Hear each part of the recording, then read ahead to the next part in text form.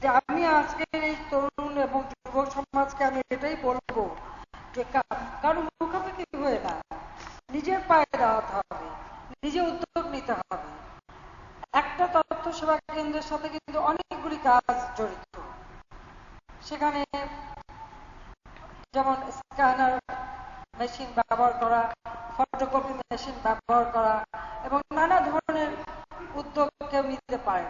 এর জন্য খুব বেশি যে অর্থের প্রয়োজন না, অর্থ সংস্থান আছে আমাদের। আমরা যে কর্মসংস্থান ব্যাংক করে দিয়েছি, 1,00,000 টাকা ঋণ বিনা জামানতে কর্মসংস্থান ব্যাংক থেকে যে কোনো যুবক নিতে পারে। ভবিষ্যতে এটা বাড়ানোর ইচ্ছা আমার আছে। একটু অর্থ মন্ত্রণালয়কে ব্যবস্থা করতে পারলে এটাকে আমরা পরিমাণটা একটু বাড়া যায়। 50,000 দিয়ে শুরু করেছিলাম, 1,00,000 করেছি, হয়তো ভবিষ্যতে 2,00,000 টাকা করে দেবো। এই জন্য যে একটা কিছু করতে গেলে অর্থটা দরকার। এই জন্য একজন যুবকের কোনো জামানত দেওয়া লাগবে না, কোলেটারাল লাগবে না, উইদাউট কোলেটারাল এই ব্যাংক থেকে ঋণ নিতে পারবে, কাজ করতে পারবে। 2,00,000 টাকা নিয়ে যে কোনো একটা কাজ কিন্তু শুরু করতে পারেন। তাহলে এই চাকরির জন্য ধর্ণা দেওয়া, মানুষের মুখ ঝামটা খাটতে হবে না, নিজের কাজ নিজেই করতে পারবে, নিজের পায়ে নিজেই দাঁড়াতে পারবে, নিজের মর্যাদা নিয়ে নিজে বাঁচতে পারবে। আমরা সেইভাবে সেই সুযোগ সৃষ্টি করে দিতে চাই।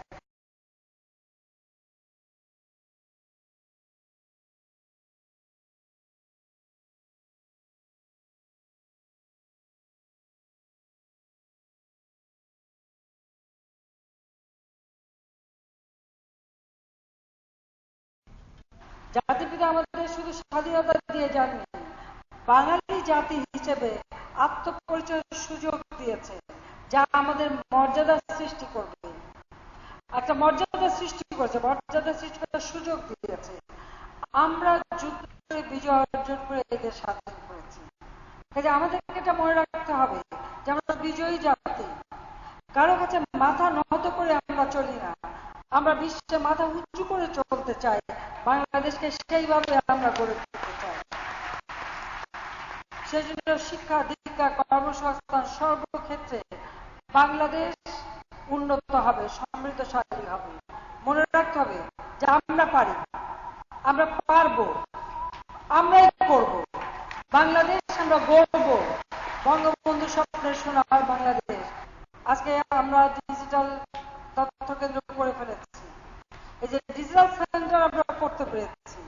তা আমি তো এদেরকে বলবো সবাই আমার ডিজিটাল সন্তান, তারাই এখন এক একটা ডিজিটাল সন্তান। তোমরাই পারবে দেশকে এগিয়ে নিয়ে